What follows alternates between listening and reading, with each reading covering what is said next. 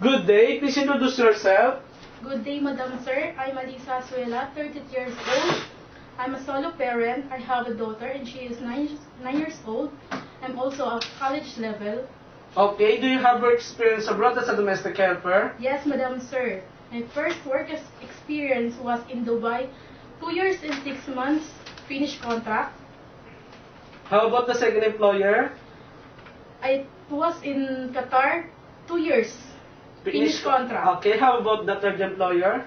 My third employer was in Dubai also, 2 years and 2 months. Finished contract? Yes, sir. Okay. What are your duties and responsibilities in your previous employer?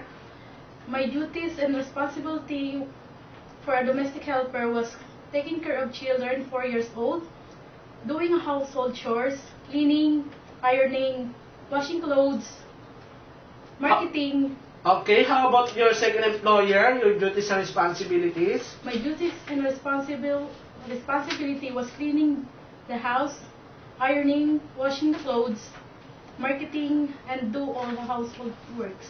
Did you take care of the children in your previous employer in Yes. Qatar? Yes, Madam Sir. What the ages? Ages 12 years old, 10 years old, and 8 years old. Okay. How about the third employer? My third employer was I taking care of children 16 years old, doing marketing, washing clothes, ironing, marketing, and do all the household works. Can you tell us how you take care of the children, a baby and elderly? I take care of them by cooking food for them, feeding them,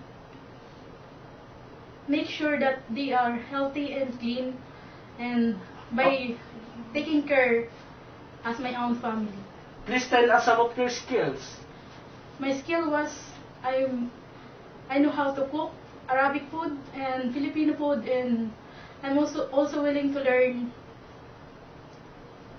in another cooking. cooking. Okay. What are the traits necessary to be a good domestic helper?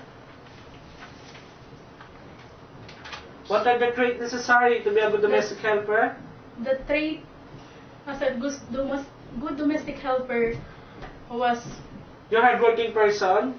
yes, Uh, working as a good person, honesty, fast learner, multitasking, and taking care of children. okay.